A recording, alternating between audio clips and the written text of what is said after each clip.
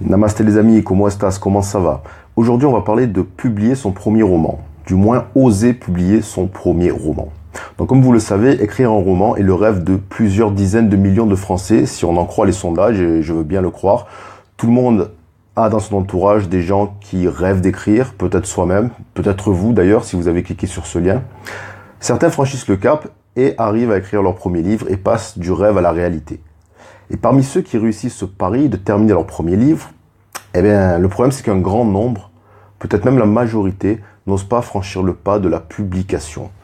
Il est parfois hallucinant de voir le nombre de gens qui ont écrit un roman, parfois même plusieurs romans, et qui se sont contentés tout juste de le garder pour eux, de le lire, de le relire, ou de le laisser mourir dans un tiroir ou dans un dossier sur un ordinateur. Un jour, un collègue de travail m'a avoué qu'il avait écrit un roman de plus de 800 pages. Je crois que l'histoire se passait en Amérique du Sud et il m'avait dit que c'était documenté pendant des mois, des années pour parvenir à récolter toutes les informations dont il avait besoin. Et une fois qu'il a terminé ce livre, qu'est-ce qu'il a trouvé de mieux à faire? Eh bien, vous l'avez deviné, il a laissé pourrir son roman dans un tiroir. Il ne l'a jamais fait lire à personne. Il n'a même pas osé envoyer son manuscrit à un éditeur.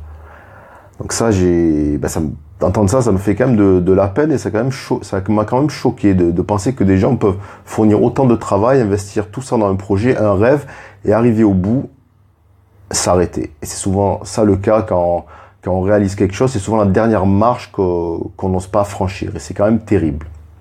Donc pourquoi a-t-il agi comme ça? Pourquoi des millions de Français agissent comme ça?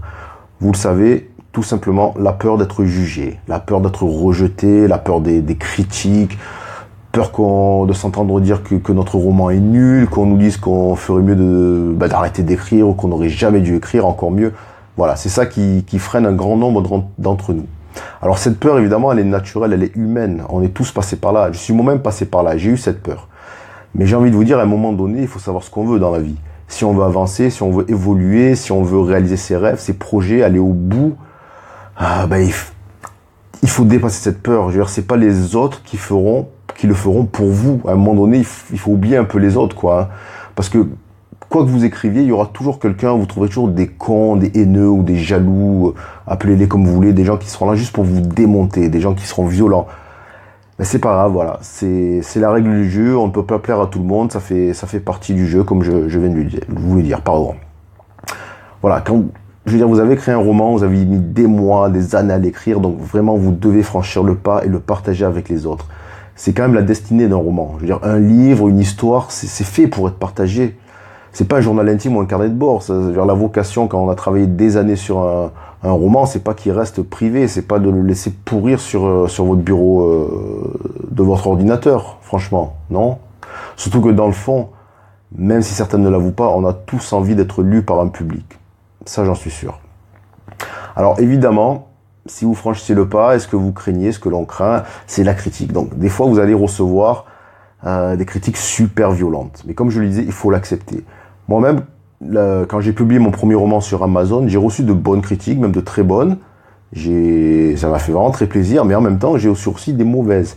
Et certaines personnes se sont fait un malin plaisir à me défoncer, mais défoncer gratuitement. C'était même pas de la critique constructive, ce que j'accepte, bien sûr, mais défoncer pour défoncer, vous voyez ce genre de personnes. Alors oui, au début, ça fait très mal. On focalise sur ça, on se sent blessé, attaqué, dévalorisé. Mais heureusement, le temps joue en notre faveur, le temps passe et petit à petit on apprend à prendre du recul sur ce genre de critique. Car on n'a pas le choix, c'est une question de survie mentale. Si vous avez peur de passer le cap, juste un petit conseil comme ça, bon c'est pas le seul conseil, mais pour cette vidéo ça sera le petit que je vous donne. Moi je vous invite, c'est choisissez un pseudo. Alors pourquoi choisir un pseudo? Déjà ça permet de prendre du recul par rapport à votre œuvre et par rapport à soi-même aussi. Et que vous choisissez d'envoyer votre manuscrit à un éditeur ou que vous passiez par l'auto-édition sur Amazon, ça vous permet évidemment le pseudo de ne pas être reconnu. Et si c'est cela qui vous angoisse le plus, d'être reconnu par des proches, par des connaissances qui pourront vous juger, optez pour le pseudo. Voilà. Au moins, ça vous aidera à franchir le cap et rester dans l'anonymat si vous le voulez, si c'est ce que vous voulez, tout en étant lu. Voilà, j'approfondirai ce sujet dans de prochains podcasts. Et je le répète, ne laissez pas les autres décider pour vous. C'est votre vie, c'est votre rêve. Ce que les autres en pensent, on s'en bat les bips. c'est secondaire. Alors foncez et publiez.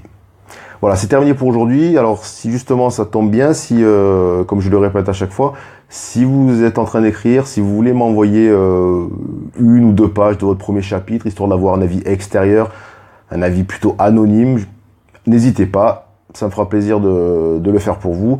Mon mail patrick.valmer@gmail.com. Si ce podcast vous a plu, n'oubliez pas de vous abonner et de mettre un j'aime. Ciao, ciao, à bientôt.